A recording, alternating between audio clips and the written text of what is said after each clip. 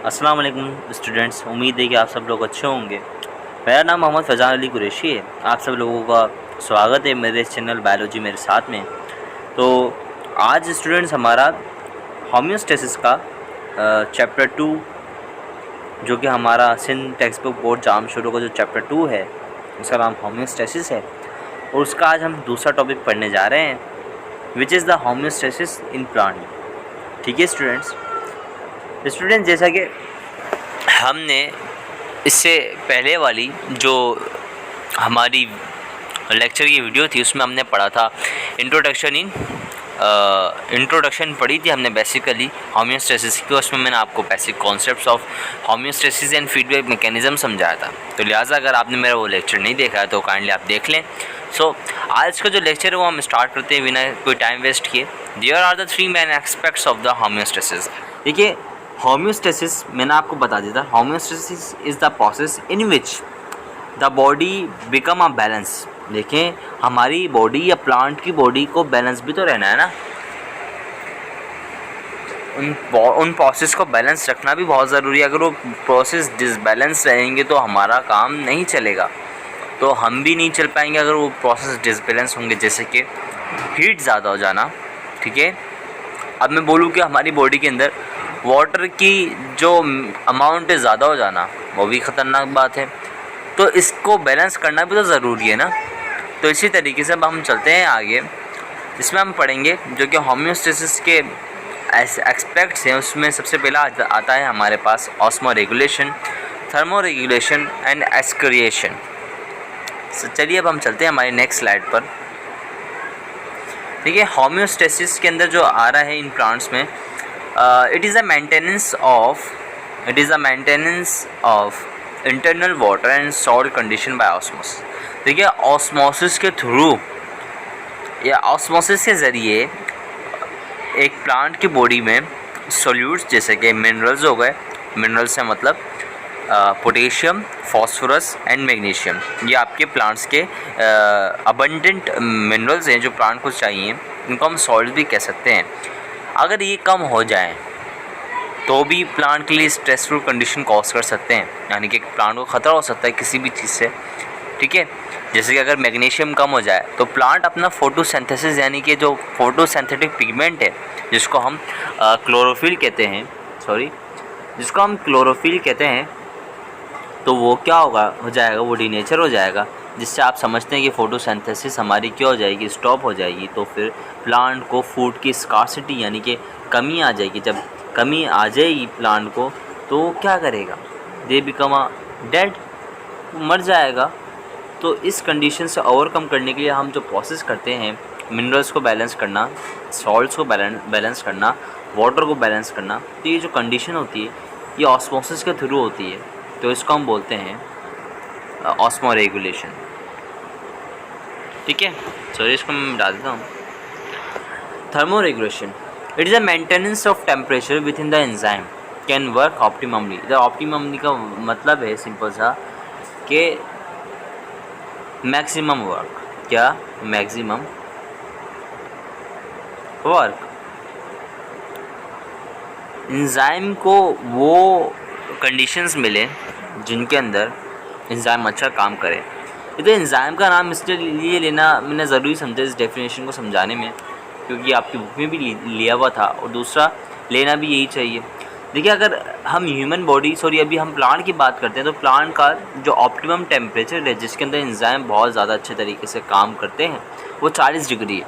अगर ये टेम्परेचर मैं बोलूँ 41 हो जाए या 42 हो जाए तो क्या होगा, इससे होगा ये कि जो एंजाइम है वो डीनेचर होना शुरू हो जाएंगे। जब डीनेचर होंगे तो हमारा जो मेटाबॉलिक प्रोसेस है वो क्या हो जाएगा, स्टॉप हो जाएगा। जब स्टॉप हो जाएगा फिर हमें प्लांट को भी इस कंडीशन में स्ट्रेसफुल कंडीशन होगी, वो मर सकता है इस कंडीशन में। तो आप समझें जो होम्योस्टेसिस जो प्रोसेस है वो कितना ज़रूरी है, वो हमें हर चीज़ से बचा रहा है और प्लांट्स को भी हर चीज़ से बचा रहा है। देखिए, होम्योस्टेसिस जो प्लांट के अंदर वो बहुत ज़्यादा सिंपल है। अगर हम इसके बरक्स ह्यूमन में देखें तो वो बहुत ज़्यादा कॉम्प्लेक्स है, जो कि अभी हम पढ़ेंगे। हमारा अगला टॉपिक ही है, अगले लेक्चर में आएगा वो। तो अब हम पढ़ते हैं हमारी एक्सक्रिएशन। इससे पहले हमने thermoregulation and osmoregulation को समझ चुके हैं, ठीक है। Excretion is a process in which metabolic waste remove from the body. देखिए, हर एक जानदार, प्लांट भी एक जानदार है, लिविंग ऑर्गेनिज्म है, तो जाहिर सी बात है उसके पास भी वेस्ट होता है, ठीक है। अब वो वेस्ट वाटर भी हो सकता है, एक्सेस वाटर भी वेस्ट होता है, ठीक है। मैंने बताया ना कि अगर पानी ज़्यादा हो जाए तो क्या होगा, भाई पानी ज़्यादा हो जाएगा तो प्लांट्स की जो सेल है वो बर्स्ट हो जाएंगे। क्या हो जाएंगे? बर्स्ट का मतलब वो फट जाएंगे। तो अब फटना तो is not a good for a plant cell, तो इसलिए तो पानी को कम करना पड़ता है ताकि प्लांट्स के सेल ज़िंदा रहें, मरे ना। तो इधर जो दो प्रोडक्ट दी गई हैं वो प्लांट्स के अंदर जो गम्स एंड लेटेक्स दी गई हैं जो प्लांट्स की एक्सक्रिएशन है, और इधर हम वाटर भी लगा सकते हैं। If the water in excess amount in plant, अगर ये ज़्यादा होगा तो एक्सक्रिएट करेगा। अभी बेसिकली हम आगे पढ़ने वाले हैं excretion of water in plants, जो कि दो तरीके की होती हैं, वो हम अपनी अगली स्लाइड पे पढ़ेंगे इसी लेक्चर में इंशाल्लाह। तो फ्रेंड्स, अभी हमने समझा osmo regulation, thermoregulation and excretion. देखिए, ह्यूमंस के अंदर 3 प्रोडक्ट होती हैं, ammonia, urea and uric acid. ये दोनों आपकी एनिमल्स की क्या हैं? एनिमल्स की हैं एक्सक्रिएटरी प्रोडक्ट। क्या ये एनिमल्स की एक्सक्रिएटरी प्रोडक्ट हैं? तो आप समझ जाए अमोनिया, ये तीनों ही एनिमल्स के एक्सक्रिएटरी प्रोडक्ट हैं। तो अभी स्टूडेंट्स हमने समझा osmo regulation, thermoregulation and excretion का जनरल व्यू। जितना आपकी बुक में दिया है उतना इनफ है, इससे ज़्यादा हमें पढ़ने की ज़रूरत नहीं है। जो चीज़ें मैंने इधर लिख दी काफ़ी हैं आपके लिए। अच्छा, अब इधर हम पढ़ने जा रहे हैं excretion and storage of carbon dioxide. तो स्टूडेंट, जैसा कि आपकी बुक का मैंने इधर आर्टिकल लिया है, ताकि मिनी आर्टिकल लेने का सिंपल सा मतलब ये था कि ये आर्टिकल बहुत अच्छा लिखा हुआ है, इससे अच्छा कहीं नहीं लिखा हुआ हो सकता। तो इसलिए मैंने बोला कि मैं क्यों लिखूं, कि आर्टिकल बहुत अच्छा लिखा हुआ है मेरी नज़र में। तो आपको भी मैं पढ़ के बताऊँगा। तो मैंने इधर मेन चीज़ें हाईलाइट की हुई हैं कि इसके अंदर पहले सबसे पहले बात करें कि एक्सक्रिएशन और स्टोरेज। भाई एक्सक्रिएशन क्या मतलब, और क्या कार्बन डाइऑक्साइड भी एक्सक्रिएट होती है? जी ऑफकोर्स होती है। आपने सुना होगा कि जब रात होती है यानी कि नाइट होती है तो प्लांट क्या करते हैं, वो कार्बन डाइऑक्साइड देते हैं, तो वो क्या कहलाई? एक्सक्रिएशन ही तो कहलाई। अब इधर सवाल ये आता है कि भाई रात के अंदर ही कार्बन डाइऑक्साइड क्यों निकलती है, क्या दिन में नहीं निकलती? क्योंकि रेस्पायरेशन तो आपकी दिन में भी हो रही है। बेटा मसला इधर ये है कि जो रेस्पायरेशन के अंदर जो प्रोडक्ट बन रही है आपकी कार्बन डाइऑक्साइड, वो क्या होती है, वो यूज़ हो जाती है दिन के अंदर किसके पास? फोटोसिंथेसिस के अंदर। किसके अंदर यूज़ हो जाती है? आपकी फोटोसिंथेसिस के अंदर। जब वो यूज़ हो जाती है तो जाहिर सी बात है वो दिन में तो अब एक्सक्रिएट नहीं होगी। अब रात में क्या है कि रात के अंदर सन भी नहीं है, लाइट भी नहीं है, तो फोटोसिंथेसिस नहीं होती, जिसकी वजह से अब क्या करेगा प्लांट? इसको रखेगा तो नहीं है अपने पास, क्योंकि carbon dioxide is very harmful for every living organism. तो so therefore they are remove into environment. तो ये क्या करता है, ये इसको एनवायरनमेंट में निकाल देता है। और यही बात आपका ये आर्टिकल कह रहा है, जिसमें हमने पढ़ तो लिया एक्सक्रिएशन, कि भाई एक्सक्रिएशन क्यों हो रही है कार्बन डाइऑक्साइड, वो मैंने आपको रीज़न बता दिया है। अब भाई स्टोरेज क्या है? स्टोरेज ये है कि आपके जो लीव्स हैं, क्या हैं? लीव्स हैं। लीव्स है ना, लीव्स के अंदर स्टोमेटा होता है। जो स्टोमेटा होता है वो क्या करता है, वो इन्वायरमेंट से क्या करता है, आपके कार्बन डाइऑक्साइड ले लेता है थ्रू स्टोमेटा, वो अंदर चली जाती हैं कार्बन डाइऑक्साइड आपकी प्लांट के। तो क्या होती हैं, वो स्टोर होती है अंदर जाके। अब उस कार्बन डाइऑक्साइड को स्टोर करने का मकसद ये है कि उसको आप कन्वर्ट भी तो करना है ना प्लांट को अपने फूड के अंदर। जैसे कि अब ग्लूकोज का फॉर्मूला क्या है? C6H12O2। देखिए, जो कार्बन डाइऑक्साइड होती है वो इसको बनाने में यूज़ हो जाती है, इसको हम कहते हैं ग्लूकोज। क्या कहते हैं? ग्लूकोज में यूज़ हो जाती है। तो glucose is the product of photosynthesis. समझ गए आप ये बात? तो ग्लूकोज को बनाने के अंदर कार्बन डाइऑक्साइड यूज़ की जाती है दिन के अंदर। तो आप इस बात का भी देख लीजिएगा कि फोटोसिंथेसिस हमें ग्लूकोज बना के देती है, which is the organic molecule which is the food for the plant.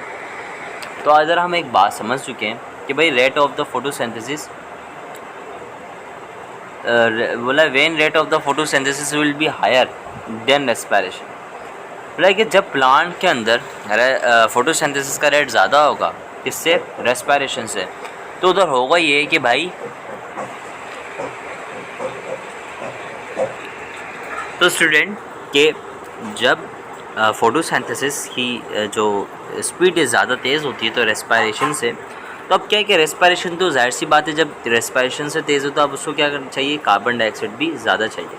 Carbon dioxide उसे ज़्यादा अमाउंट में चाहिए, तो वो क्या करता है, वो कार्बन डाइऑक्साइड एनवायरनमेंट से लेता है। कहाँ से लेता है, आपके एनवायरनमेंट से लेता है। जब वो एनवायरनमेंट से लेता है तो आपको पता है जब एनवायरनमेंट से कार्बन डाइऑक्साइड कम होती है, जो एनवायरनमेंट होता है वो आपका ठंडा रहता है। तो इसलिए हम बोलते हैं कि प्लांट्स भी लगाने चाहिए आपको ज़्यादा से ज़्यादा, ताकि हीट कम हो आपके एनवायरनमेंट में और टेम्परेचर एकदम स्टेबल रहे, ताकि ह्यूमन वर्क इजीली। तो आप इस बात से भी फ़ायदा ले सकते हैं कि भाई कितना बड़ा फ़ायदा है प्लांट्स का। चलिए अब हम चलते हैं इसमें। Gets extra carbon dioxide from air and release extra oxygen. देख लिया, तो जब ये एक्स्ट्रा कार्बन डाइऑक्साइड लेगा एनवायरनमेंट से, तो फिर आपको क्या देगा, एक्स्ट्रा ऑक्सीजन भी देगा in air through the stomata. At night plants only perform respiration. देखें इधर बात क्लियर है कि रेस्पायरेशन दिन में भी हो रही है, लेकिन जब रात होती है तो रात में सिर्फ रेस्पायरेशन होती है, फोटोसिंथेसिस नहीं होती है। Only carbon dioxide is produce which is remove by the process of diffusion through the body surface. देखिए ये रिमूव कर दी जाती है बॉडी की सरफेस के ऊपर प्लांट्स की, which is a remove by the process of diffusion के तहत। ठीक है, आपको पता है कि गैसेस डिफ्यूज़ होती हैं।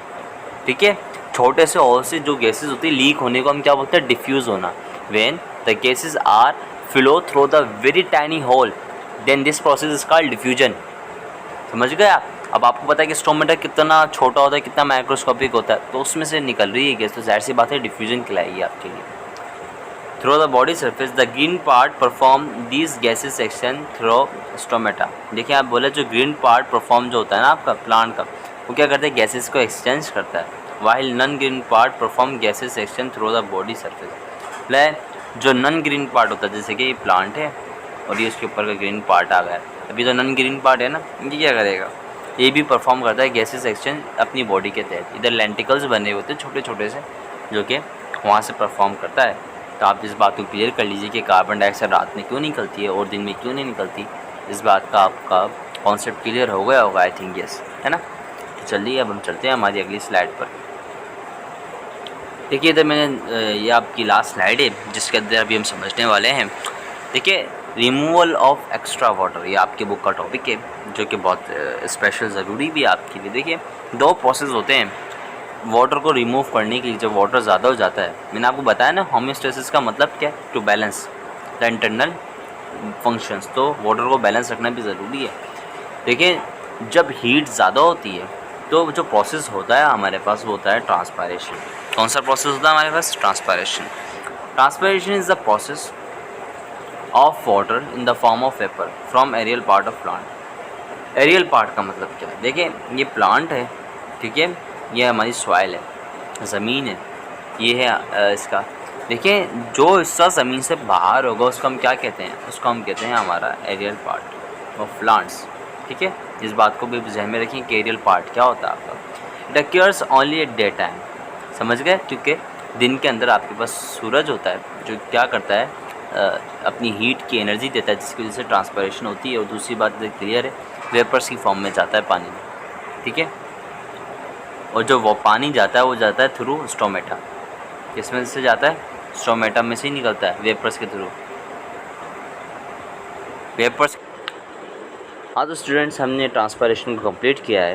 अच्छा, अब हम अपने जो नेक्स्ट चीज़ था, जो रिमूवल ऑफ वाटर, जो एक्स्ट्रा वाटर की जो रिमूवल थी, उसकी जो दूसरी चीज़ और इम्पॉर्टेंट चीज़ है हमारे पास वो है गटेशन।